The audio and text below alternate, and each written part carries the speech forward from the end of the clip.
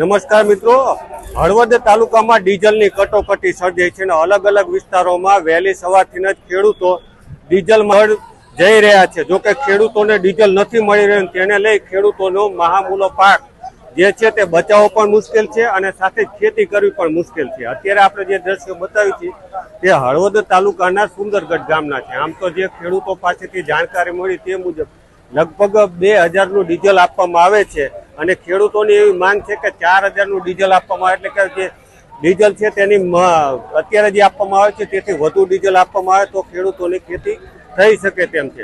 અત્યારે ખેડૂતને ખેતી કરવાની સિઝન છે। આમ તો અલગ અલગ ખેતી થતી હોય, હળથી રાહ પાકતા હોય, દાંતી હાંકતા, આવી બધું જે ખેતી કરવાની સિઝન છે તેવા જ સમયે ડીઝલની કટોકટી સર્જાઈ છે અને કટોકટી વચ્ચે મોટી સંખ્યામાં આજે વહેલી સવારથી જ ખેડૂતો પહોંચ્યા છે। જોકે ખેડૂતોને 2000નું ડીઝલ મળે છે તેનાથી ખેડૂત નારાજ પણ છે, પરંતુ ક્યાંક ને ક્યાંક ડીઝલ મળી રહ્યું છે તેનો આનંદ પણ ચહેરા ઉપર દેખાઈ રહ્યો છે। અત્યારે જે દ્રશ્યો જુઓ છો તે લાંબી કતારો જે પ્રકારે નોટબંધીમાં તમને દ્રશ્યો જોવા મળતા હતા તેવા દ્રશ્યો અત્યારે જોવા મળી રહ્યા છે। એટલે કે જે પ્રકારે ખેડૂતો ડીઝલને લઈ પરેશાન છે તેના સીધા દ્રશ્યો આપણે જોઈ રહ્યા છે કે ટ્રેક્ટરની લાઈન છે, વાહનોની લાઈન છે અને અલગ અલગ જે કેરબા લઈને આવ્યા છે તેના પણ દ્રશ્યો છે। એટલે ખાસ તો ડીઝલની કટોકટી છે અને આ કટોકટી વચ્ચે ખેડૂતો વહેલી સવારથી જ લાઈનમાં પહોંચી ચૂક્યા છે। એટલે ખાસ તો ડીઝલ મળે તેવી ખેડૂતોની માંગ છે, પણ રાજ્ય સરકાર દ્વારા ક્યારે ડીઝલની યોગ્ય વ્યવસ્થા કરવામાં આવશે તે આવનારો સમય બતાવશે। હાલ તો આપણે જે દ્રશ્ય જોયું છે તે